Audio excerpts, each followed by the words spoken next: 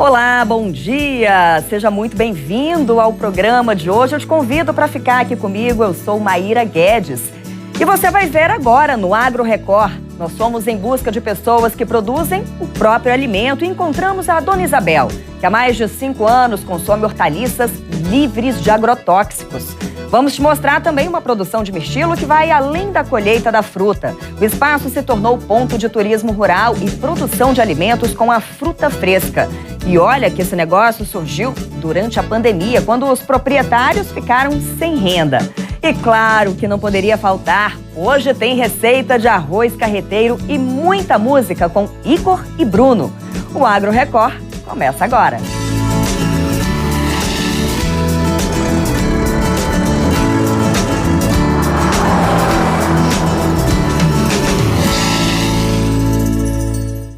Você já pensou em ter uma horta no quintal da sua casa? Essa é uma ótima ideia para quem quer economizar e comer um alimento direto da terra.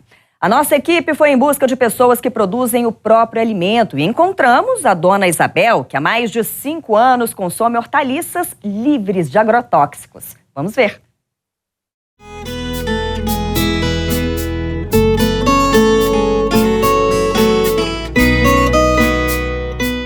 Prédios, casas, trânsito e comércios, existem aquelas pessoas que continuam prezando por uma forma de economizar. E mais do que isso, produzir um alimento natural e livre de agrotóxicos. A Dona Isabel é servidora pública, mas está aposentada há 12 anos. Em 2016, ela decidiu transformar o quintal de casa em uma horta completa. Por aqui tem de tudo: alface, rúcula, pimentão, pimenta, inhame,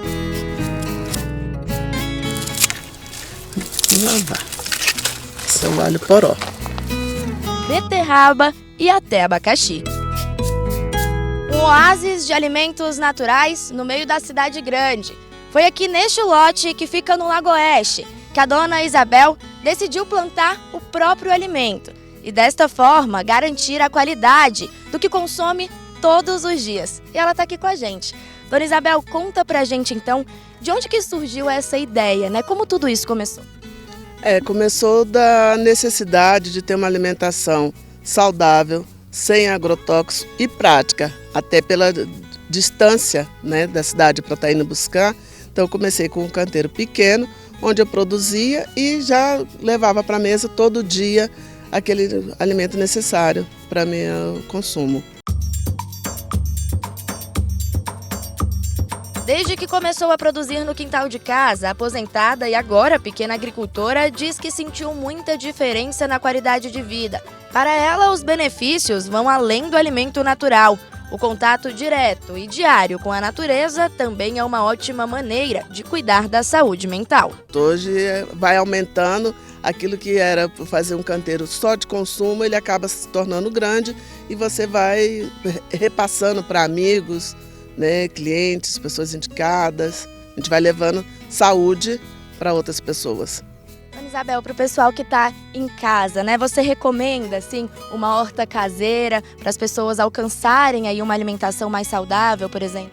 Com certeza, se você não tiver um espaço para fazer um canteiro, faça em jardineiras, faça em vaso, mas é muito bom, é relaxante. Você vir colocar a mudinha na terra, você vê o desenvolvimento dela, você cuidar para que ela chegue num tamanho ideal para você consumir, é muito bom. Agora nós já sabemos que é possível plantar hortaliças e outras plantas no quintal de casa. Mas afinal, existe alguma regra específica para o plantio vingar? Segundo os especialistas, sim. E tudo começa na escolha das sementes e das mudas, que podem ser produzidas em casa ou até compradas prontas. Também é importante que as plantas sejam cultivadas em canteiros como este e nutridas com adubo orgânico.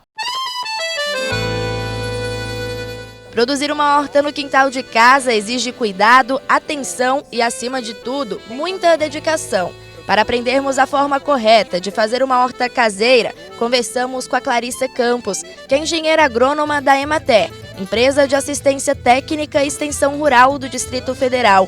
Ela explica que para o desenvolvimento da muda, as sementes precisam ser plantadas em bandejas próprias para essa produção, sejam elas de isopor ou de plástico. O que a gente recomenda é que o produtor ele compre a semente, né, certificada, uma semente regularizada, né, uma semente que tenha uma qualidade, uma sanidade. O ideal geralmente é melhor do que você usar uma semente da cultura que você já tem na sua casa, né? Que é uma semente já mais adaptada, uma semente preparada realmente para você utilizar, que você faça uso do substrato ideal para cada cultura que você for plantar.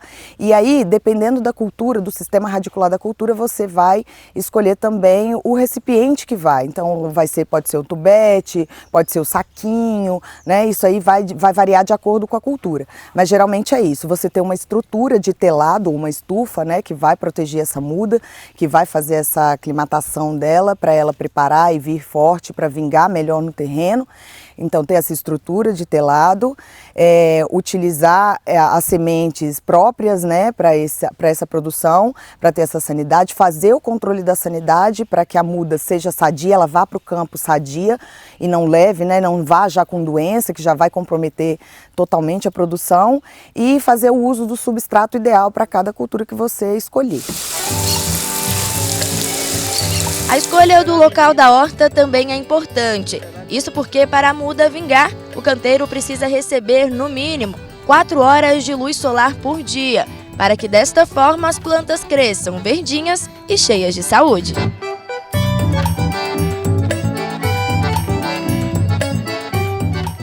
Para uma escolha ideal do local, assim, a gente sugere que seja escolhido um local plano, né, o mais plano possível que tiver no terreno da chácara, né, ou da casa que você vai fazer. O ideal também é que seja uma área que tenha sol pleno, porque a hortaliça gosta, né, do sol pleno, de pegar sol o dia inteiro. Também que seja perto de um ponto de água, porque a gente vai precisar irrigar, né? A hortaliça é geralmente de um ciclo curto, ela precisa de água ali todo dia, então perto de um ponto de água. E também que seja cercado, né? Protegendo da entrada de animais domésticos que podem entrar e cavar, destruir o canteiro, ou então urinar, contaminar de alguma forma essas hortaliças. E o ideal também é que se faça uma análise de solo para você, né, avaliar nutricionalmente o solo, porque a gente sabe que os solos aqui do Cerrado eles são muito pobres, né, nutricionalmente, e apesar de serem muito bons fisicamente, na parte de nutrientes, a gente tem que fazer essa complementação. Então o ideal é que faça análise do solo e leve inclusive para a Ematec. Lá a gente consegue fazer a interpretação dessa análise de solo para fazer uma recomendação de adubação ideal para o seu solo. Então, o ideal é que faça isso. No início, o produtor pode procurar a gente para a gente fazer essa interpretação, orientar inclusive como fazer a análise de solo, que assim a gente consegue orientar da melhor forma a adubação que a gente vai trabalhar nesses canteiros. E atenção, porque não é qualquer planta que se dá bem com espaços pequenos. Considerando que estamos falando de uma horta caseira, é preciso escolher com cuidado as hortaliças corretas. As plantas que a gente recomenda que sejam utilizadas nessas hortas caseiras, primeiro, o ideal é que faça uma escolha de plantas que vão ser consumidas pela família, né?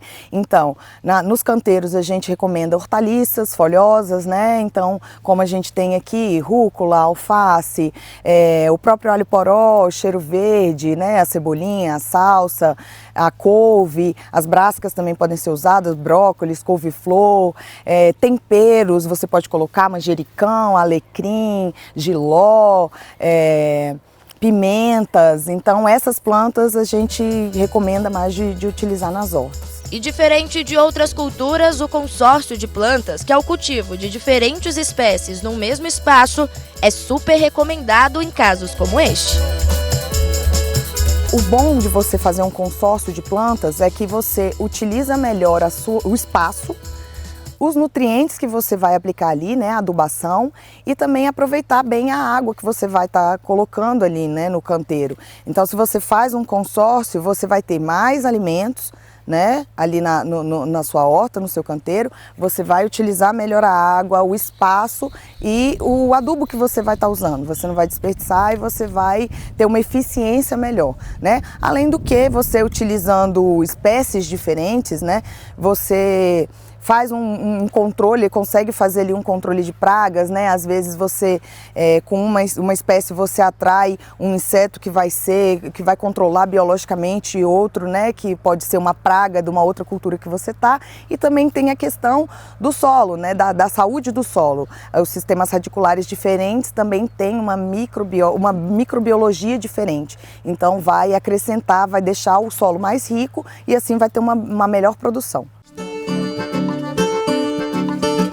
Como diz o ditado, a gente colhe o que planta.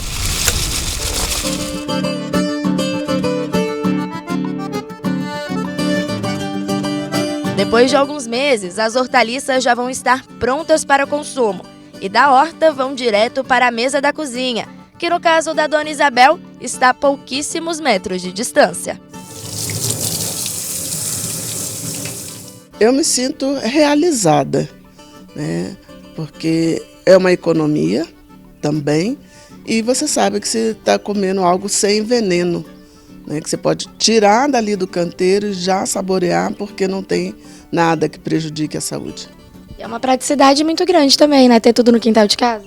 Com certeza, do ladinho, né? Você saiu da porta, foi ali, colheu, já traz para me lavou, traz para a mesa, é rapidinho. E sem contar que você come tudo fresco diariamente, né? Você não precisa armazenar nada, você todo dia pode ali colher aquela quantidade que você vai precisar para a sua refeição.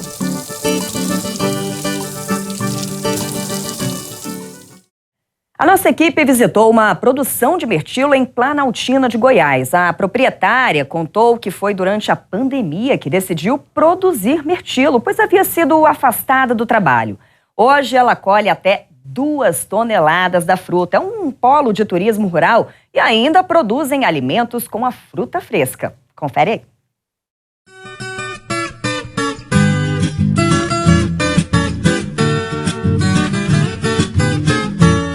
A propriedade fica a 65 quilômetros de Brasília, em Planaltina de Goiás. A Marlene e o esposo são produtores rurais e os responsáveis pela plantação de mirtilos na fazenda.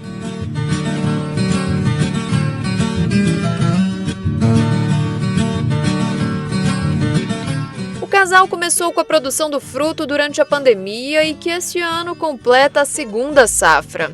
Um momento que foi difícil para tantos profissionais que ficaram afastados de suas atividades. Foi durante a pandemia, nós tivemos que nos reinventar, como a maioria das pessoas também, né?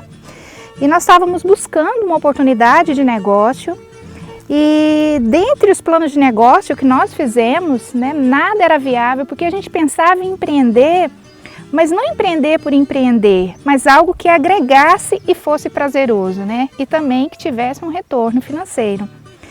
E aí nós fizemos alguns planos de negócio e não era viável.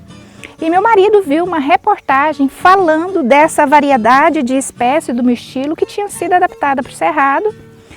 E aí ele me perguntou se eu conhecia esse fruto, eu falei que não. E nós fomos buscar informação. E quanto mais a gente pesquisava, mais encantados a gente ficava, porque vinha de encontro com o que a gente buscava.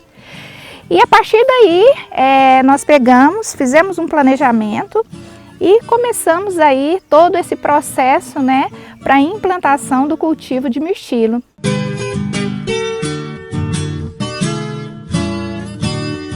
A partir daí, eles decidiram inovar. Foi quando surgiu a ideia, por que não produzir e comercializar mirtilos? Eles passaram a pesquisar tudo sobre o fruto, desde o plantio à colheita. E o sonho então saiu do papel. Na verdade, essa espécie de mirtilo, ela foi adaptada para o clima do cerrado, então ela dá muito bem com o sol, né?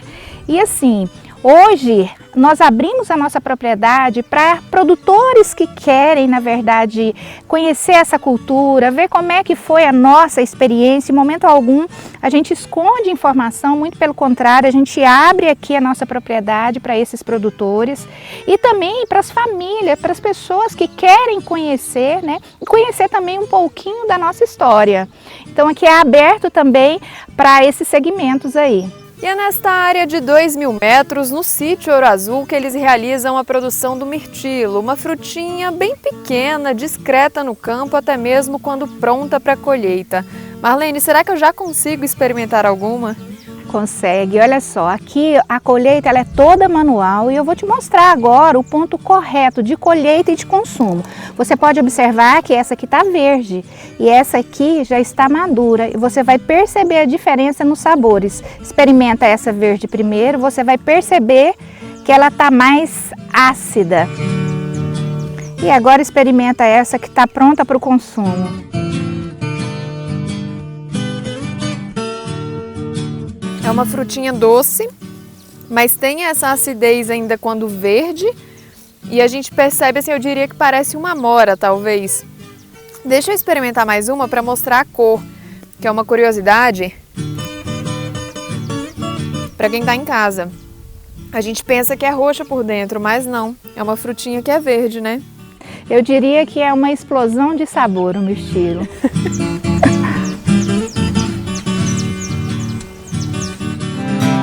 O substrato mais indicado para a produção é a base de arroz com um pouco de turfa. E a resposta da cultura do mirtilo é rápida. De 7 meses a 1 ano depois do plantio, começa a dar frutos.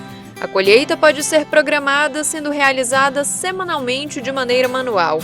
Na primeira safra foram colhidas 2 toneladas. O mirtilo é plantado na casca de arroz, né? E a colheita dele ela é semanal. Então, nós fazemos entrega em Brasília para as pessoas que querem, né, adquirir os nossos produtos. Então, toda semana nós fazemos entregas e nós temos também os nossos parceiros comerciais em Brasília. E como é que ele funciona? Ele funciona que nós temos uma área de 2.000 metros quadrados e nesses 2.000 metros nós temos aqui 2.000 plantas, né? E semanalmente a gente faz essa colheita. E o bacana do mirtilo é que você pode programar a colheita do mirtilo. Por quê? Você, durante 5 meses ele dá, depois você faz uma poda drástica e ele vai demorar aí de 6 a 7 meses para começar a dar novamente. Mas você pode escalonar suas plantas aí para que você tenha um período maior. E deu tão certo que eles ampliaram a produção na propriedade. No primeiro momento nós mostramos para vocês a produção cultivo direto no solo com cascas de arroz. Agora a gente mostra uma outra etapa que vocês estão ampliando, que é a produção em sacos, em bolsas, né? Explica pra gente, Marlene, qual que é a diferença desse tipo de produção? Então, a nossa experiência agora está sendo em bolsas, onde toda a irrigação ela é colocada de uma forma suspensa, em vez de ser no solo, como você pôde ver lá embaixo, e vai facilitar o manejo dessa planta. E outra facilidade também, plantando em bolsas, é a facilidade na colheita, porque eu não tenho que agachar para eu poder colher. Dessa forma aqui já vai estar numa altura que eu tenho condição de pegar os frutos durante a colheita.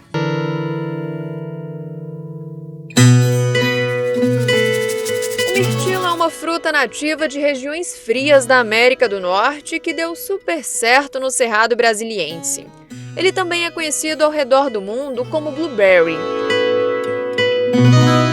De clima temperado, a produção é valorizada no mercado. Depois da colheita, acontece o processo de separação para comercialização. Além da venda da fruta in natura, eles comercializam a fruta congelada e fazem produtos derivados do mirtilo, como geleias e o gelato. Os produtos são feitos de forma caseira e sem conservantes. A colheita ela é toda manual. Nós priorizamos as mãos de obras aqui próximas de mulheres, mães, donas de casa, né, para fazer esse trabalho aqui conosco nas diárias da colheita. Nós fizemos isso exatamente porque a mulher ela é mais delicada e o fruto ele é muito delicado, né? Então, quanto menos manusear com todo cuidado é melhor. Então, depois que faz essa colheita, ele passa para um processo de seleção, onde as maiores vão para a bandeja e as menores nós congelamos e também fazemos o processamento. Hoje nós fazemos a geleia com açúcar e sem açúcar. Nós comercializamos a bandeja com 125 gramas do fruto in natura. Nós comercializamos o 1 kg congelado, a embalagem de 1 kg congelado. E também nós comercializamos, estamos fazendo os testes aí, né, que nós temos hoje o nosso gelato de mirtilo, que é uma exclusividade Ouro Azul. Os benefícios são vários, como vitaminas B2, C e magnésio, podendo ajudar a evitar problemas no coração e até mesmo câncer. O mirtilo, também conhecido como blueberry, faz parte do grupo das frutas vermelhas. As frutas vermelhas têm uma característica em comum, que é o seu elevado poder antioxidante. Esse poder antioxidante previne as nossas células contra a morte, e isso ajuda na prevenção de algumas doenças, como por exemplo, doenças cardiovasculares. O mirtilo, por ser conhecido como o rei dos antioxidantes, ele ajuda a evitar que o LDL, que é o nosso colesterol ruim, se oxide, e isso ajuda a proteger o nosso coração também. Além disso, o mirtilo é rico em antocianinas, o que ajuda na regulação da nossa glicemia, sendo um alimento muito interessante para ser consumido por pessoas que têm diabetes ou resistência à insulina, conseguindo manter a nossa glicose sempre nos níveis normais. De acordo com a Emater do Distrito Federal, ainda não há levantamento de dados de mirtilos aqui no DF. Isso porque há poucos produtores na região. Por isso, a Secretaria de Agricultura assinou neste ano uma ação de estímulo e desenvolvimento, que é a Rota da Fruticultura, com o intuito de aumentar a produção do fruto no DF. Além de plantar, cultivar e comercializar, a propriedade é aberta à comunidade para visitação. Eles recebem outros produtores e famílias que desejam conhecer a história da família e do mirtilo, vivenciando de perto a experiência da produção. E nós não cultivamos só o mirtilo, vai muito além. Aqui nós oferecemos uma riqueza. E quando eu falo uma riqueza, é uma riqueza de benefícios que o mirtilo tem, é uma riqueza de beleza, é uma riqueza de sabor e uma riqueza também de valores, né? Porque muitas famílias vêm também não só para conhecer o cultivo, mas para ver os valores aí da nossa família, porque aqui envolve toda a nossa família aqui.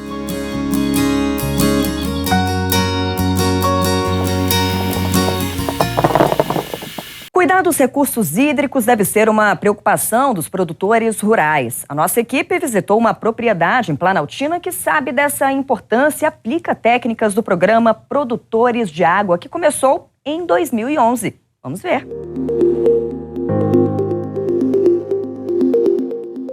Lá em 2012, esta produtora rural, que é a Fátima, destinou parte da propriedade para a restauração do cerrado. Numa área de aproximadamente 60 quilômetros da área central de Brasília, ela reservou 8 hectares para manter a nascente que fica logo ali. Fátima, como que a senhora conheceu esse projeto? Como que a senhora descobriu esse programa do Produtor de Água?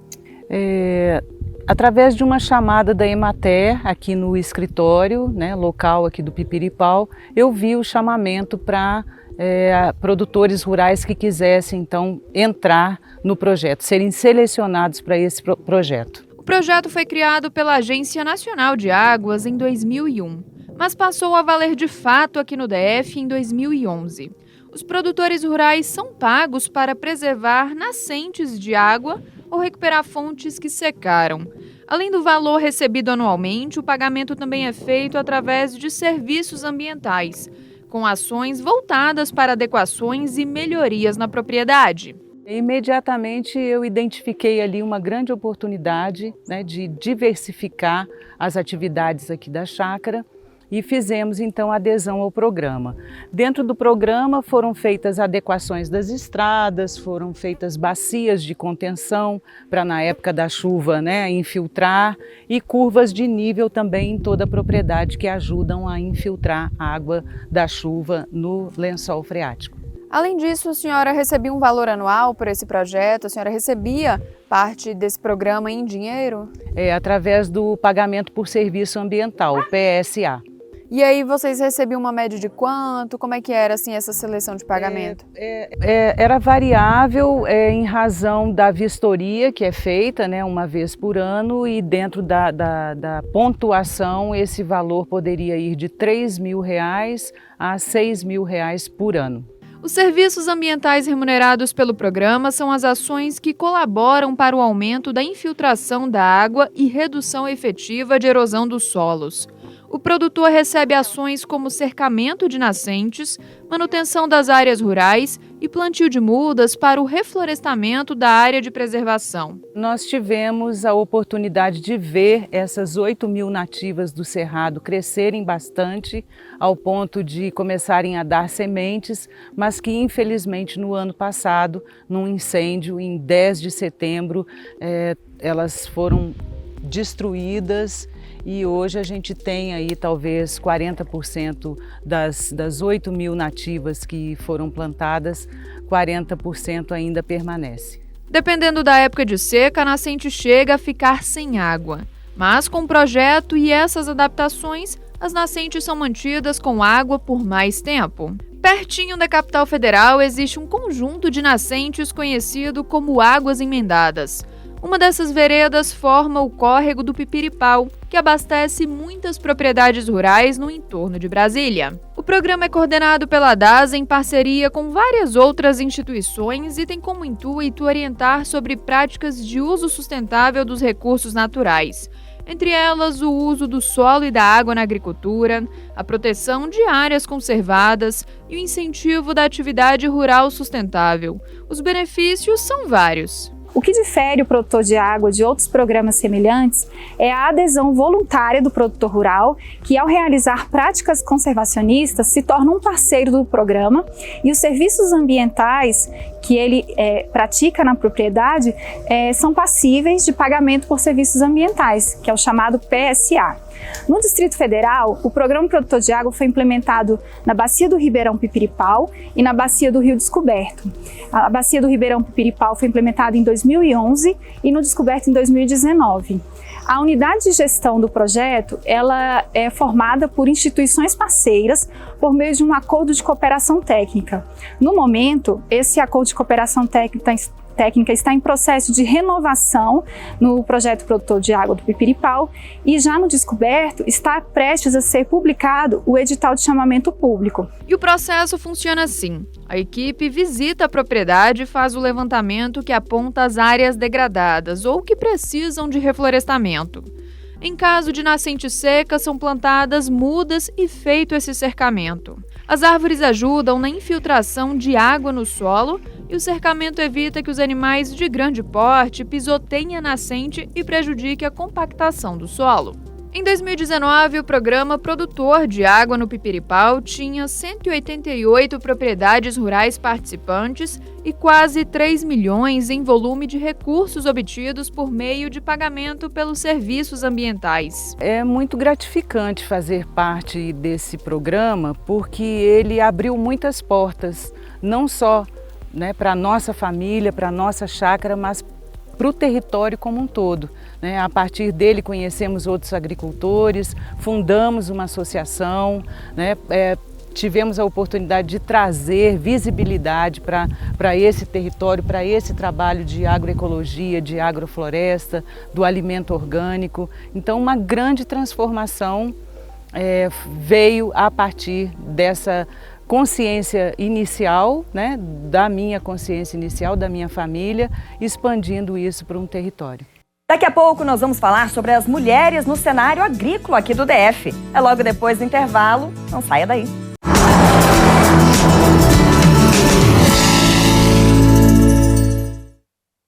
Nesse estúdio, nós vamos falar um pouco sobre as mulheres no cenário agrícola aqui do DF com a Adriana Nascimento, ela que é engenheira agrônoma e também coordenadora de operações da Emater DF. Muito bom dia, Adriana. Estamos num mês, inclusive, de valorização, dessas mulheres que trabalham no setor agrícola. Bom dia, Maíra. É um prazer estar aqui para falar sobre as mulheres rurais, as mulheres do agro. O que a gente pode falar desse mês de valorização? Existem algumas ações, algumas iniciativas que estão sendo feitas a favor dessas mulheres, em favor dessas mulheres? Sim, existem várias iniciativas, capacitações que nós estamos realizando ao longo do mês, né? E estamos nos preparativos para o Encontro de Mulheres Rurais do Distrito Federal, né? Que vai acontecer no mês que vem, no dia 24, né? Onde a gente faz a compilação de todas essas ações, não só desse mês, mas ao longo do ano todo, né? As quais a Emater participa.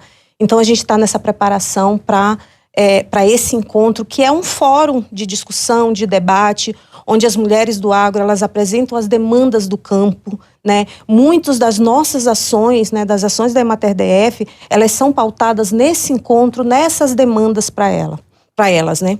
E uma coisa super importante, Maíra, é que assim, não são só as demandas específicas para a Emater DF, né? A gente coleta as demandas que são para os diversos órgãos do GDF e a gente sai em busca dessas articulações, né?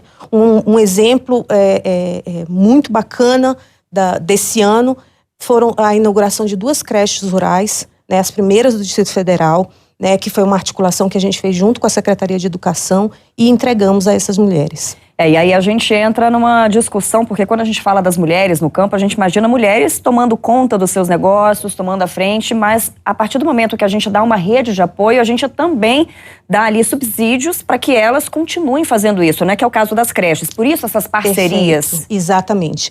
E isso mostra bem a dimensão que a gente trabalha, né? A dimensão que elas, dessa rede de apoio, tanto na área social como na área econômica, né? É importante que elas produzam, né, para sobreviverem, para serem as líderes das suas famílias, né, ou produzam junto, né, com seus parceiros, com seus esposos e tudo.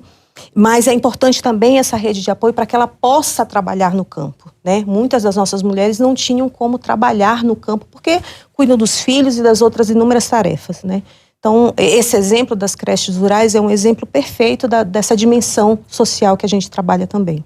Agora eu vou trazer aqui dados, né, do IBGE nacional, que mostram que as mulheres hoje gerenciam no Brasil 30 milhões de hectares do agronegócio brasileiro. Isso já é uma representatividade muito grande, né?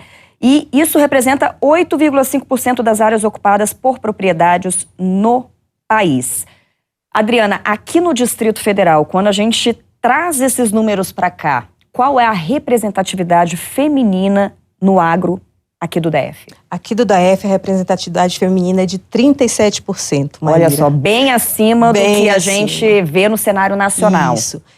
Uma das coisas importantes que vale ressaltar é que hoje as mulheres aqui no Distrito Federal, no Brasil inteiro, mas aqui a gente tem esses dados, né? Uma das coisas mais importantes é que não é só, a mulher não está só envolvida em tarefas que eram mais específicas, né? Como o próprio artesanato, como agroindústrias, elas estão hoje em todas as cadeias produtivas, em todas as dimensões. Então, para você ter uma ideia do que eu estou falando, hoje 1/3 das propriedades que são cadastradas para bovinocultura, 30%, né, ou mais ou menos 1/3 disso, são mulheres que estão à frente das propriedades.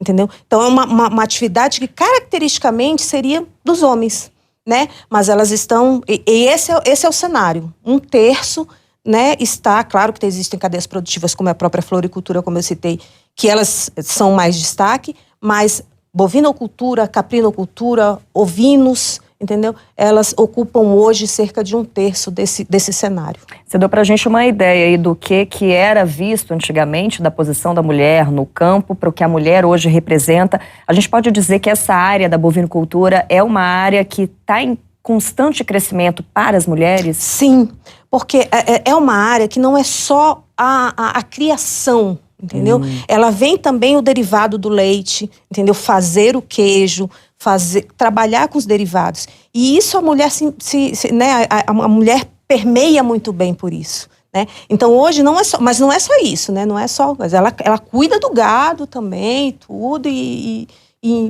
a gente tem vários casos de sucesso, entendeu? Das mulheres. É aquele conhecimento que ela teve da criação no campo, algo que muitas vezes vem de família e que ela agora transforma um conhecimento de família no sustento da casa, no ganha-pão. É isso? É isso, entendeu? E uma coisa importantíssima é que a gente incentive isso, entendeu? É que a gente incentive isso nela. É isso que ela sabe fazer, é isso que ela gosta de fazer. Então, é importante que a gente realmente apoie a atividade dela, né? Com capacitações, com treinamentos, né? Para que ela realmente se empodere mesmo desse conhecimento e aplique mesmo e possa ter renda, né? Agora, como é que ela pode se capacitar? Aonde que ela busca isso? São cursos que são dados de forma gratuita? Como é que é esse serviço para a mulher? Isso. A gente tem hoje na Emater DF um centro, né, de profissionalização, né, de várias atividades, de todas as atividades rurais. E nós oferecemos ao longo do ano vários cursos. Alguns não são específicos, né, para o público misto, mas outros são específicos para mulheres. Só para você ter uma ideia, nós tivemos 2 turmas agora formadas de tratoristas mulheres. Olha que interessante, tratoristas. Isso, então, e elas vêm se interessando muito, né? A gente, como eu falei, a gente atende muitas demandas, né? E algumas dessas capacitações são específicas, outras não, né? Mas elas têm participado muito, muito mesmo. A gente tem uma sala de artesanato. Hoje o artesanato não é só um passatempo, não é só um lazer para elas, mas também é uma produção, entendeu? Uma fonte de renda. É uma fonte de renda, que ela pode ajudar a família, né? Que ela pode sustentar os seus filhos. A gente tem uma sala de capacitação dentro da Emater DF, entendeu? Com cursos constantes. Então, são todos gratuitos, todos gratuitos. É só procurar o escritório mais próximo da Emater DF, são 16 em todo o Distrito Federal, e pegar essas informações dos cursos que estão tendo a cada mês. Quantas mulheres hoje do agronegócio existem aqui no Distrito Federal, de acordo com o levantamento da Emater? Especificamente, assim, ano passado, eram 5.242 mulheres. Num cenário de quantos produtores rurais? 14 mil. 14 mil. Por isso essa representatividade tão grande. Isso. E essas mulheres hoje, elas têm todo esse apoio, né? Sim. Não tem mais desculpa, Adriana. Não tem. Elas têm esse atendimento específico, né? O atendimento mesmo em loco ali para ela, nas propriedades.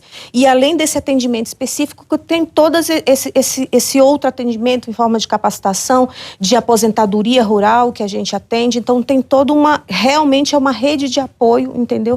Que a gente faz essa articulação, né, com outros órgãos para poder apoiá-las. Agora, a gente está falando de mulheres no campo que estão ali usando muitas vezes o conhecimento que vem de família para poder sustentar a casa, mas nós temos casos de mulheres aqui no Distrito Federal que hoje já estão expandindo seus negócios para fora do DF. Sim.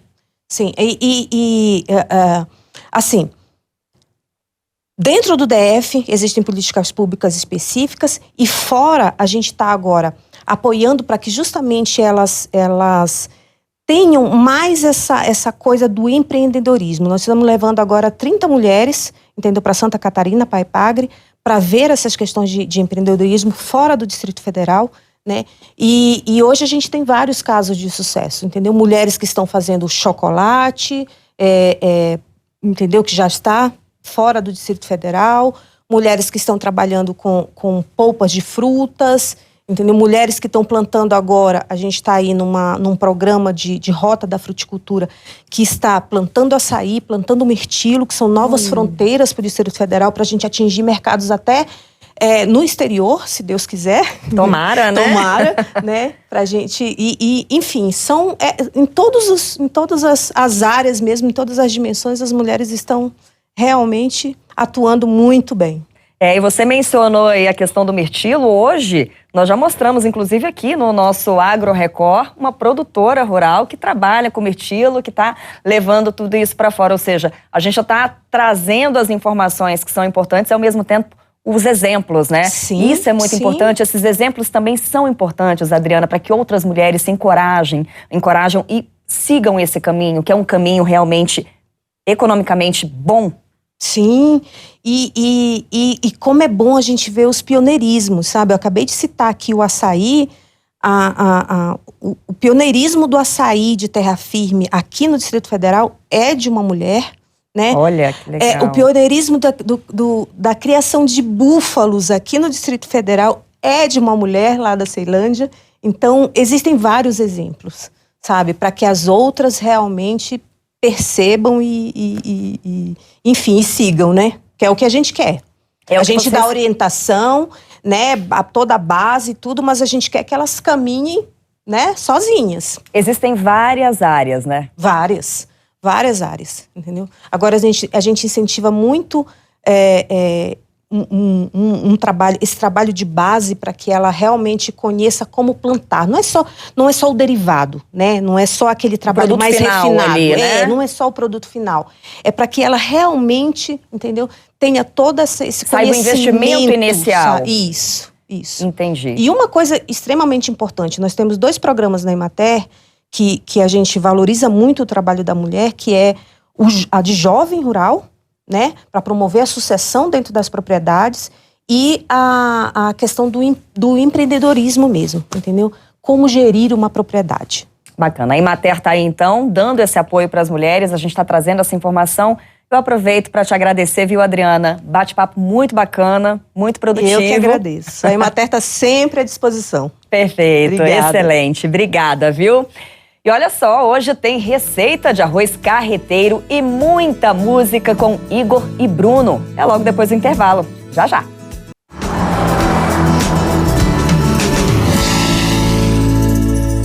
De volta. E se você ainda não pensou no prato do almoço de hoje, acho que pode ser uma boa pegar essa receita, hein? A Cristine Otaviano visitou a dupla Igor e Bruno e eles dois ensinaram um arroz carreteiro de dar água na boca. Vamos ver. Se você é amigo no Agro Record, já sabe. Por aqui a gente gosta de juntar cantoria e boa comida. Alguns objetos que na despedida você não levou. Agora, se você está chegando hoje para conhecer o nosso Cantinho Agro, já chega mais, porque você é nosso convidado para ouvir o som da dupla Igor e Bruno. No quarto com marca de luz, cachaceiro vai. Vestido de seda, o seu manequim também te deixou. Ali no cantinho não tem mais valor, se não tem aquela que tanto lhe usou. Eu também não passo de um trapo humano sem minha querida, usado e jogado no canto da vida. Não sei o que faço sem meu. Já começa contando que eu tenho aqui Igor, Bruno. E me conta um negócio aqui, vocês eram amigos de escola, é isso? É menino? É isso, Amigo desde menino? menino mesmo, né? Desde menino. A A gente se conheceu numa confusão de ping-pong, né, Bruno?